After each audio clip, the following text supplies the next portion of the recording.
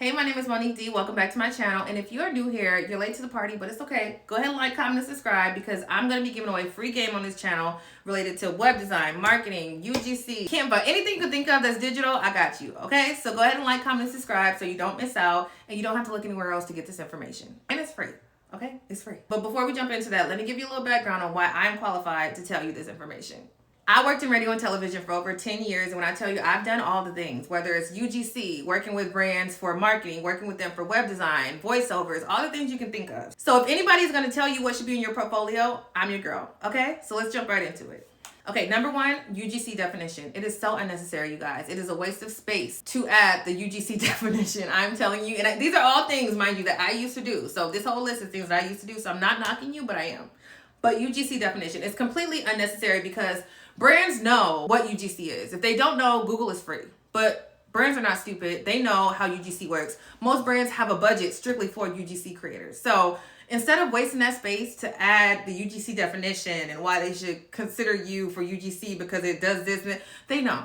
Unless you're adding some type of analytics that sets you apart from your competition, there's no need for a definition of UGC in the portfolio. Like, I can only imagine that if you're emailing this to somebody, you're prefacing it by here's my UGC portfolio, and you've kind of like gave them a heads up of what they're about to see. So it's a waste of space. Delete that page and replace it with something else, or just delete it completely. Okay, next. Number two, zero personality shown. And this is huge, you guys, because there's so many people, I hate to say oversaturated because I hate when people say that, but there are a lot of people right now that are pitching themselves to brands in order to get brand deals and work with them and things of that nature. You want to set yourself apart. You going on ChatGPT and typing in a quick bio and having it and literally copy and pasting what it said is not going to get you the brand deals. Like, it's just not. Like, you're showing zero personality. And granted, I'm not knocking ChatGPT. I think it's great for a lot of stuff. I use ChatGPT daily, so I'm not knocking it. But I'm saying that if you decide to use that as your bio structure, make sure that you add in your own twist to it. You know what I mean? It's not a copy and paste professional thing. Like, you really want to show your personality with the brands because you want them,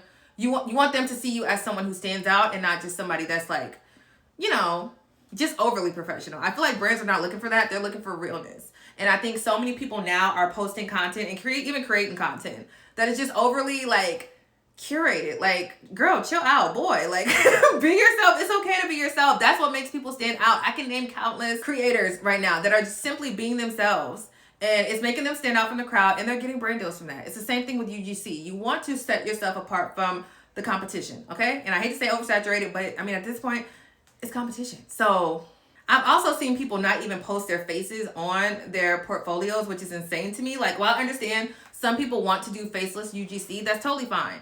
But for the purpose of letting the brand get to know you, you need to show your face in the portfolio. You don't have to show it in your content, obviously, but you need to show your samples of your faceless work, but also show your face. Let people get to know you. People resonate with faces. Like, there's so much growth right now in personal branding that you can still personally brand yourself with these companies, and the people that are watching the videos have no idea who you are. You get what I'm saying? Like, you want to build that relationship, and you can't build it with just hands in the video. Like, show your face, show some personality, stop acting like a robot, okay? Number three, not showcasing versatility. Now, there are some people, like I said, who are just strictly faceless content, but there are so many ways to do faceless content these days even. So if you're just showing like voiceovers, then they're going to limit you strictly to voiceover. They're going to assume that that's all you can do because that's all that's in your portfolio. You want to show a variety of things that you can do so that they can look to you for certain things that they need and not just one simple thing, because you may never get that opportunity. If they don't need voiceover work, they may not ever reach out to you. You get what I'm saying? So talking head videos, voiceovers, lifestyles, unboxing, all those things you want to showcase in your portfolio because those are what brands are looking for organically. And last but not least, number four, adding set rates. This is a huge no-no. Please do not do this. If you have a UGC portfolio and you have rates in it, delete them now. And I'm gonna tell you why. When you add set rates, you eliminate the opportunity to get a bigger bag. And that's what it is. You have no idea what these people are willing to pay for a video, for a set of videos, for 3 videos and a voiceover and that you have no idea. So a lot of UGC creators are new. They start off and they say, oh, you know, let me just start low and, you know, I'll get more brand deals this way. If I charge $75 per video or $150 per video, these people might see your portfolio, love your work, not even care that you are new. And their budget is $500, $750. But in your portfolio, it says that you only charge $150 or $75. Do you think they're going to give you more because that's what their budget is. No, they're going to get you, and then they're going to go find somebody else and pay them a little bit more because you're stupid and you put your prices in your UGC portfolio. So what you don't want to do is give people the opportunity to lowball you. Do not give these companies the opportunity to lowball you because they have the money. They have more money than you have. And you want to make sure that you go get it, okay? And also, some brands will be turned away. Your price may be too high for them if they are a new company. You know what I mean? So leave the opportunity to negotiate. If you just feel like you have to put a price, then go ahead and put a range. But I still recommend just not even putting it. Just you can add like, contact me for rates or something like that to where you can keep the conversation going. I don't want people to not reach out to me because they see my rates and it's intimidating or it's, or I get lowballed. So don't let that be the reason you don't get the brand deals that you want. Okay, I hope you guys are enjoying these. I have one pro tip for you guys because I can't help myself and I just like giving away information. So I have one pro tip, but before I get into that, go ahead and make sure you like, comment, and subscribe if you haven't already. Let me know if you're into UGC, if you have started your journey already, if you are in the process of making your portfolio, if you need help making your portfolio, anything. Comment down below and let's jump into the pro tip.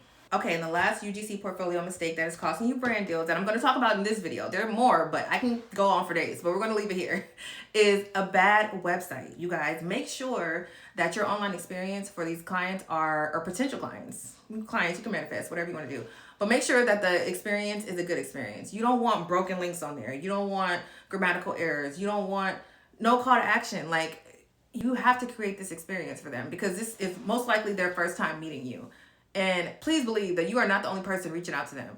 Make sure that you are creating an experience that they will never forget. Broken links and slow loading pages are like an instant red flag. Make sure that you have links that are up to date. Like, don't give them a portfolio from 2023 that you haven't updated because it's 2026 and you haven't looked at those links. You don't even realize that your Calendly link no longer works because you changed it a million times and now they're trying to book with you, but they don't even know how to book with you because your link doesn't work. And do they feel like going back to figure out how to contact you in any other way? No, probably not.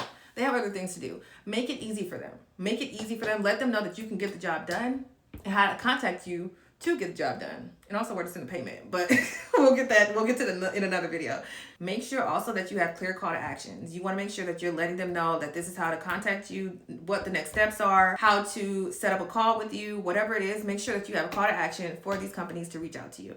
Also, make sure that your portfolio is mobile friendly. A lot of brands, they may not look at it directly on their phone in the moment. They may be out and they may pop up on their phone. They may click on it and just scroll and you have stuff all over the place that's messed up because you only optimized it for website for actual desktop computers. So make sure that it's optimized for mobile devices as well, iPads, all the things, so that the user experience is a good experience all around.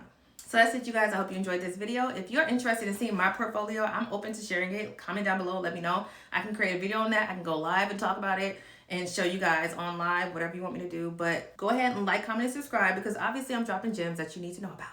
If you're still here, you enjoyed it. So go ahead and like, comment, and subscribe, and I will see y'all in the next video, okay?